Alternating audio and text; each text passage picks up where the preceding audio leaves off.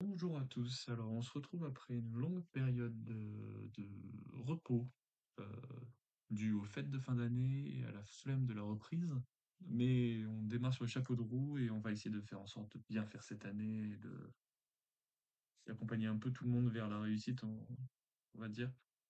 Notre but cette année, c'est d'essayer de sortir régulièrement des vidéos sur plein de concepts de physique, de maths et de SI, alors à travers le lycée jusqu'au post-bac. Et donc là, on commence par les impédances complexes. Quelque chose qui est relativement peu compris pourquoi on l'utilise. Alors, on va faire un rapide rappel on va faire une petite introduction à ce concept qui, ma foi, m'a l'air un petit peu et un peu opaque. Alors, déjà, en électricité, ce qu'il faut se rappeler, c'est qu'on a trois grands composants, hein. La résistance, ensuite on a le condensateur, super, ça commence bien, et le condensateur et la bobine. Ces trois, on va dire, dipôles ont une, euh, une valeur qui leur est propre, hein, une loi courant tension qui leur est propre. On a U égale RI, on a I égale C DIC sur DT, et, euh, et U est égal à L DI sur DT. Alors, il faut se souvenir que toutes ces lois viennent notamment avec un schéma, hein, un schéma électrique. Alors, c'est-à-dire que ici, ce qu'il faut bien faire attention, c'est que U et I vont dans des sens opposés, pour dire qu'on est en convention récepteur. Et donc, voilà, je vais la dessiner là comme ça rapidement. Tac, et on a ça ici, ça dans ce sens-là, ça dans ce sens-là, ça dans ce sens-là, par exemple. Ok. Le truc, c'est que tout ça, quand on parlait de ça dans les vidéos précédentes, on parlait souvent de courant continu. Ce sont des concepts qui sont très bien adaptés au courant continu. C'est-à-dire que quand on parle d'électricité, vous avez probablement déjà entendu parler que des fois il y avait du courant continu et du courant alternatif. Par exemple, quand vous avez quelque chose qui est portable, bah, souvent du courant continu. Quand on a quelque chose qui est branché sur secteur, on a du courant alternatif. Il faut bien comprendre la différence entre ces deux choses-là, hein, courant alternatif et courant continu. Un courant, bah, comme le dit le nom, hein, le courant continu, c'est quelque chose qui a toujours une certaine valeur et qui ne va pas descendre en dessous de cette valeur, hein. Par exemple, ici, on a du U en tension. Alors qu'un courant alternatif, ça va être beaucoup plus chaotique, hein. On va avoir quelque chose qui va faire un peu du haut, bas, haut, bas, haut, bas. Ça, c'est caractéristique de tout ce qui est branché au secteur. Alors, le principe dans le courant continu, par exemple, on avait étudié la charge d'un condensateur. Le condensateur, dans un circuit, par exemple, RC, comme ceci, on va faire circuler du courant dans ce circuit-là avec une pile, hein, par exemple, et le condensateur qui est ici va se charger. Et une fois qu'il est chargé, il va avoir une tension qui est continue, ouais, assez bandes. Euh, alors, bon, on rappelle rapidement, hein, le condensateur stocke de l'énergie sous forme d'un champ électrique, alors que la bobine, elle, stocke son énergie sous la forme d'un champ magnétique. Et pourquoi je parle de ça? Bon, c'est juste des petits rappels comme ça. Parce qu'on va switcher rapidement sur des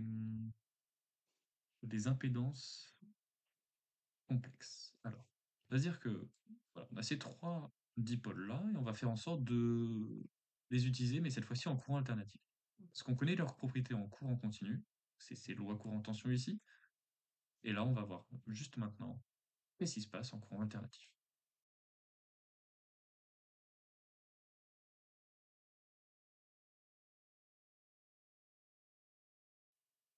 Comme je vous l'ai dit, en courant alternatif, on va souvent parler d'impédance complexe. Alors, il faut vraiment que ça rentre dans votre crâne. C'est que quand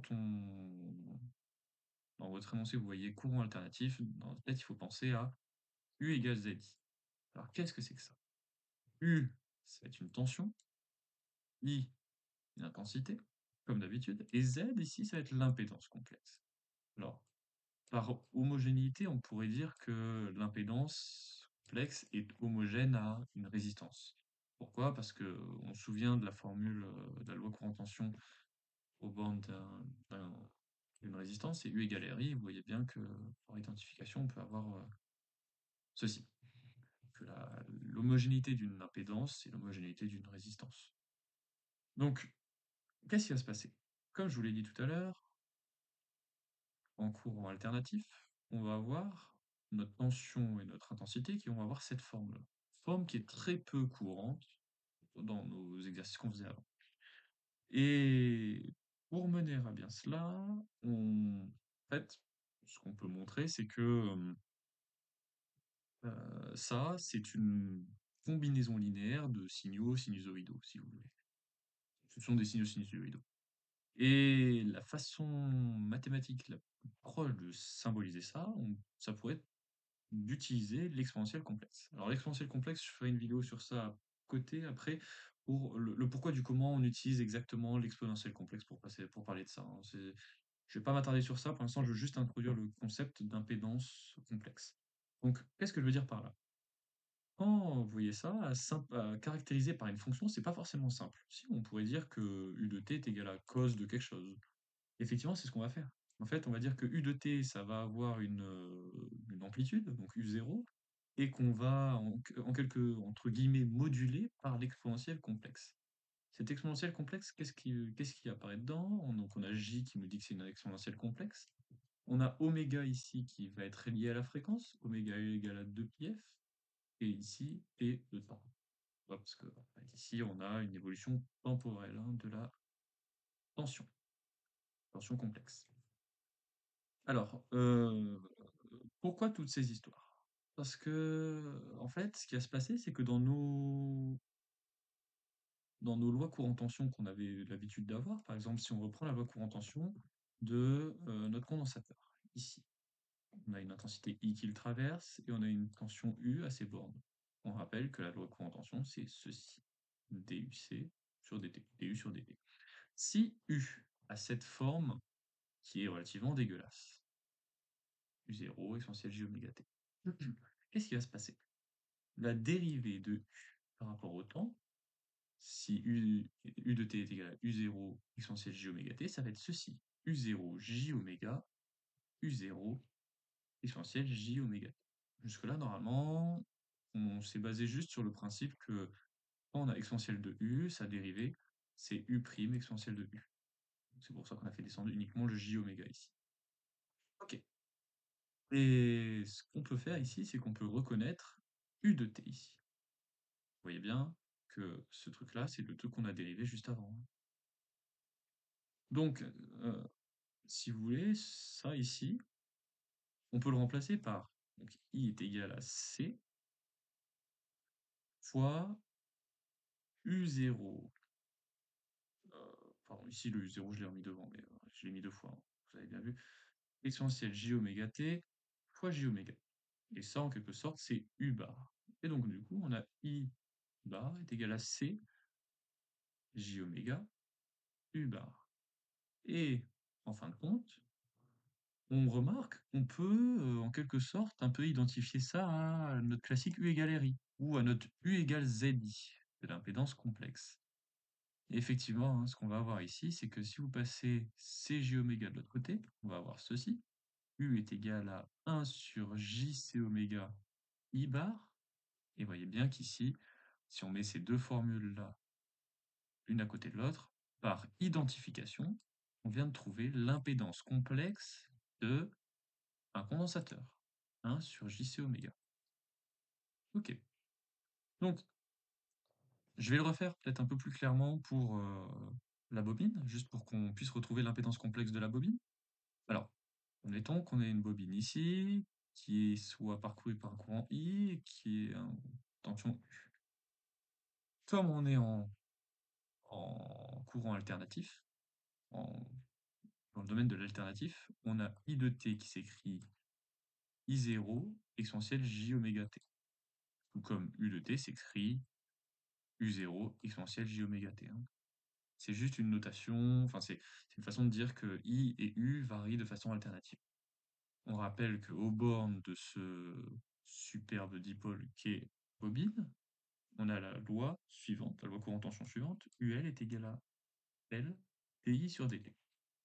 Or, I de t est égal à I0 exponentielle j oméga t. Exponentielle j oméga t.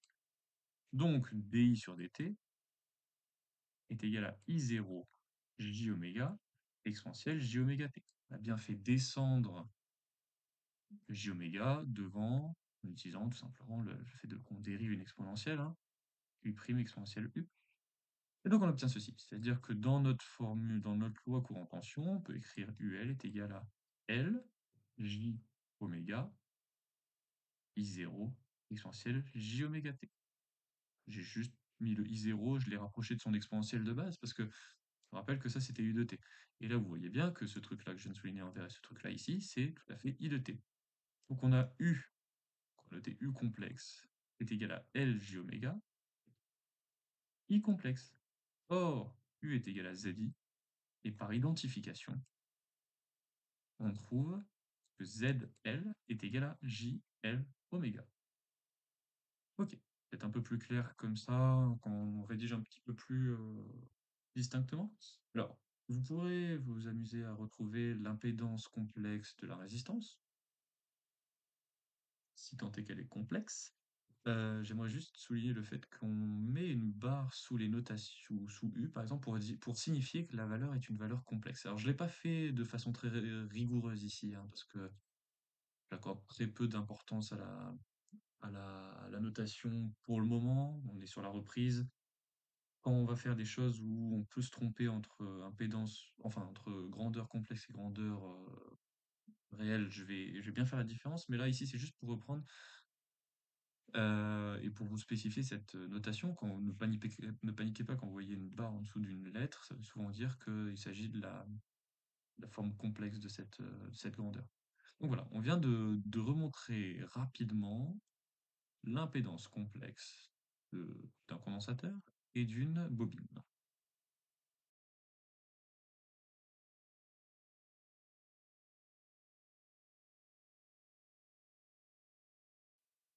Donc, on a parlé rapidement de la différence entre courant alternatif et courant continu. On a dit que en électricité, on avait trois grands composants, résistance, condensateur, bobine, et on les a décrits pour le courant alternatif, et on les a décrits pour le courant continu. Pour le courant alternatif, on a trouvé qu'on avait des impédances complexes, ZR, ZC et ZL, qui étaient un peu la même chose que la résistance, l'inductance, pour pour les précédents dipôles. Maintenant, on va essayer de voir comment on peut les associer on peut associer ces dipôles. Pourquoi? Parce que, en fait, c'est quelque chose qu'on faisait souvent avant en courant continu. Par exemple, quand on avait un dipôle R et un dipôle C ici, on aimait bien utiliser une notation en parallèle. On essayait de réduire au maximum, euh, comment je pourrais dire? On essayait de réduire le schéma pour étudier quelque chose qui était plus simple. Ici, alors on pouvait l'avoir pour une résistance, on pouvait l'avoir pour un condensateur, on pouvait avoir deux résistances en série et trouver que la somme des résistances en série était la somme des valeurs des résistances. En parallèle, c'était un peu différent. Donc ici, on va faire la même chose, mais en courant alternatif. Alors, il y a une règle principale hein, enfin, il y a deux règles principales qui sont l'impédance équivalente, l'impédance complexe équivalente pour des dipôles qui sont en série, c'est la somme des impédances complexes. Et pour ce qui est des dipôles en parallèle, c'est ZEC est égal à 1 sur la somme des ZEC. Alors qu'est-ce que ça veut dire? On fait un petit rappel de ce que c'est quelque chose qui est c'est deux dipôles qui sont en série et deux dipôles qui sont en dérivation. Alors, deux dipôles sont en série s'ils partagent la même intensité. Qu'est-ce que je veux dire par là? C'est est-ce que les deux dipôles sont traversés par la même intensité? Par exemple, si on a une résistance qui est bout à bout avec une autre résistance, ici, vous devinez bien que hop, hop, c'est la même intensité qui passe. Par contre, si ici on avait une autre résistance, vous voyez bien que ce qui passe à travers les deux résistances bleues, ce n'est pas la même intensité. Donc, dans ce cas-ci, oui, les résistances bleues sont en série. Dans ce cas-là, absolument pas. Elles ne sont pas en série, elles ne sont même pas en dérivation. Pourquoi? Parce qu'en dérivation, il faut savoir que c'est la même tension aux bornes des même tension aux bornes des dipôles. Qu'est-ce que ça veut dire? Par exemple, deux dipôles qui sont comme ceci sont en dérivation. Parce que cette borne-là et cette borne-là sont communes pour ces deux dipôles. Ok? Donc, on peut simplifier ça assez rapidement. Donc, si on reprend notre idée, comment je pourrais dire? Par exemple, ça ici et ça,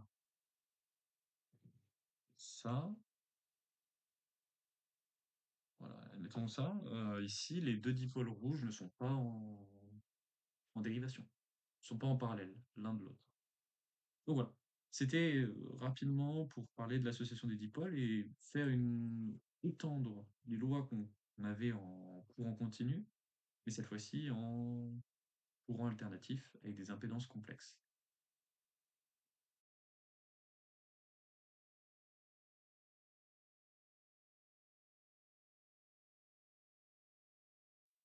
On fera attention avant de commencer à faire les exemples.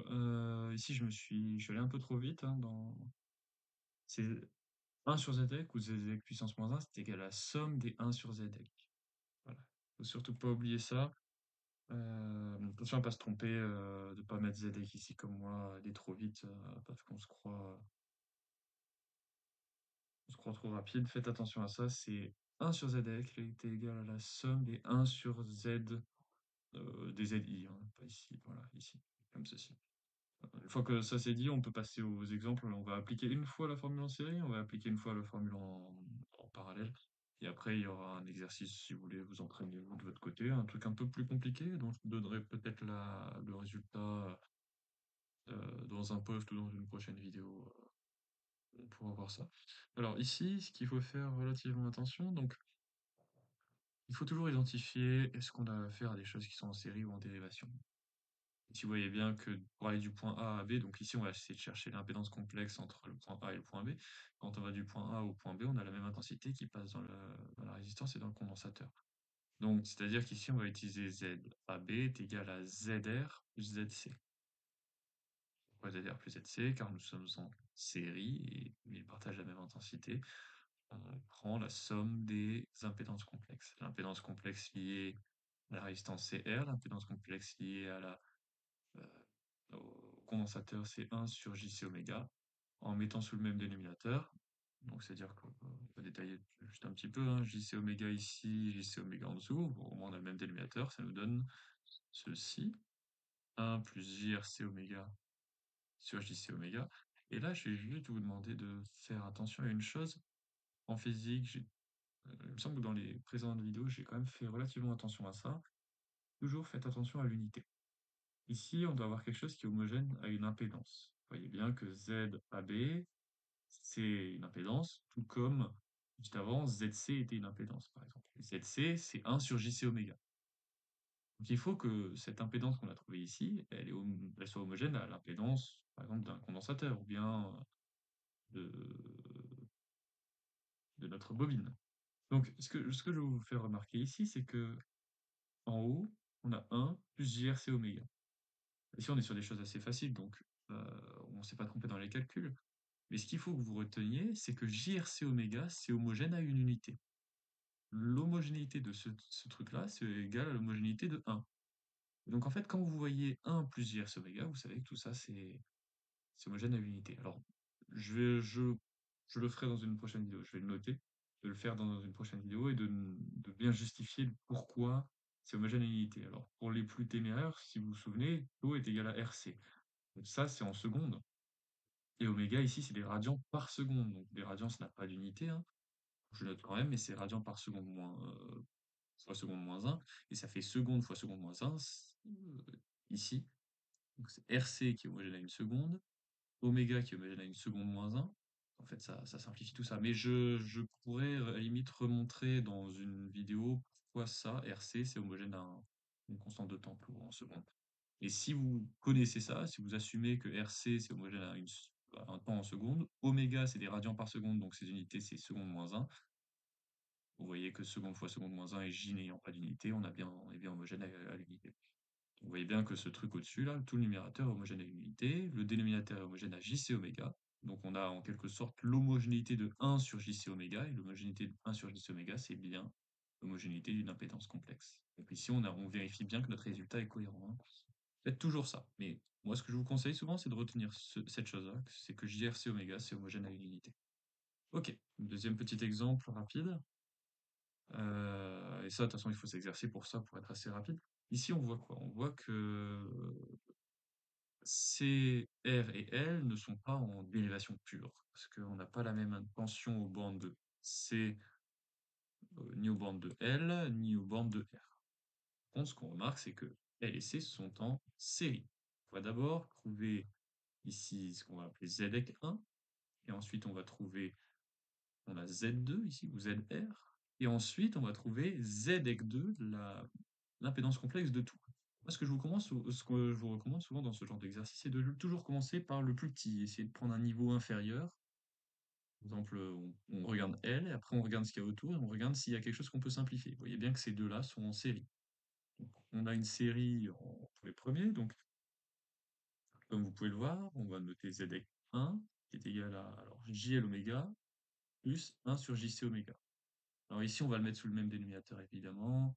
Donc on va faire fois JC oméga en haut, fois JC oméga en bas, qui va nous donner ceci. Alors je vais simplifier rapidement. J au carré, ça fait moins LC oméga carré,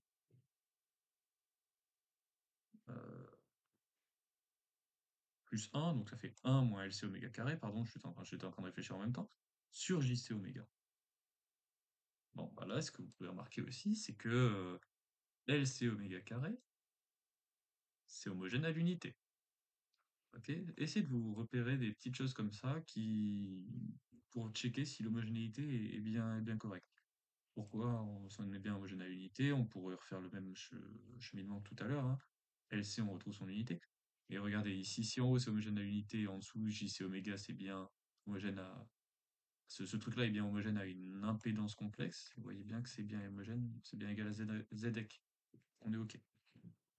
Une fois qu'on a calculé ça, on se souvient que Z R est en dérivation par rapport à ça, et donc ce qu'on va faire, c'est que 1 sur ZX, ça va être égal à 1 sur R, parce que ZR c'est égal à R, plus JC oméga sur 1 moins LC carré, 1 moins LC oméga carré. On est d'accord sur ça? Euh, J'espère qu'on est d'accord sur ça. Oui. Tac, tac, ok. Donc là, on va remettre encore une fois sous le même dénominateur, donc 1 sur ZX pour pouvoir ensuite inverser. Parce que nous, ce qu'on veut, c'est pas 1 sur ZX, c'est ZX. Le ZX de ce truc-là, là, ici. Je vais encadrer en rouge là maintenant. De A à B. Donc 1 sur ZX est égal à 1 sur R facteur de 1 moins LC oméga carré. Alors peut-être que je ne fais pas de la façon la plus simple. Euh, Ici en haut, on peut remettre évidemment 1 moins LC oméga carré. Et de l'autre côté, on va multiplier par R en haut et en bas pour avoir le même dénominateur. JRC oméga sur R 1 moins LC oméga carré. Et ici, ensuite, ce qu'on va faire, c'est on additionne les deux, enfin on le met sous le même dénominateur, on fait l'opération, hein. Pourquoi il y a un plus? Non, moi ici c'est un plus, hein. J'avais dû faire un CTRL Z hasardeux sur R1 moins LC oméga carré. Et là maintenant, comme on veut ZEC, on va inverser ça. Donc le numérateur prend la place du dénominateur et vice-versa. Et on a ceci. OK. Et là, on va se demander si c'est homogène, oui ou non, on va se demander si c'est homogène, oui ou non, à une impédance. Vous voyez bien que... Ah, mais on retrouve LC oméga carré. On avait dit tout à l'heure, LC oméga carré, c'était homogène à une unité. Ah, mais on trouve aussi JRC oméga. C'est aussi homogène à une unité. Donc ça, c'est homogène à 1, ça, c'est homogène à 1, et ça, c'est homogène à 1. C'est cohérent parce qu'on les additionne. Quand on n'a pas le droit d'additionner les pommes de terre et les carottes, enfin tout ce que vous voulez, hein, autre chose que... Enfin, on n'a pas le droit d'additionner une pomme de terre plus une carotte, ça fait deux pommes de terre, donc on n'a pas le droit de dire que on n'a pas le droit d'additionner des choses d'unité différentes, ou de soustraire. Et là, vous voyez bien que ces trois membres ici ont la même unité, ont la même pas la même unité, pardon, ils ont la même homogénéité. Donc on a le droit de les additionner. Ici, 1 moins L oméga carré, pareil, ça c'est homogène à l'unité, ça c'est homogène à l'unité, donc en fait il ne nous reste que R, et R, vous vous souvenez, R c'était homogène à une impédance complexe. Donc, en fin de compte, notre ZEC, pour ce truc-là, ce schéma 2 ici, c'est bien ça. Ici, R fois 1 moins LC oméga carré sur tout ce truc-là. Ok, donc on a fait deux petits exemples. On a rappelé rapidement le principe d'impédance complexe, d'où ça venait, l'équivalence entre courant alternatif et courant continu, l'association de dipôles, ce qui est très très important, et deux exemples qui sont alors relativement simples, mais qui vont vraiment vous être utiles. Et je vous invite vraiment à essayer de faire cet exercice-là, qui, qui est, ma foi, plutôt pas mal. Et si jamais vous ne trouvez pas la réponse, mettez-le à la limite en commentaire ou essayez de me ping quelque part pour ça et je donnerai la réponse. Ou si jamais c'est trop compliqué, je le ferai de mon côté.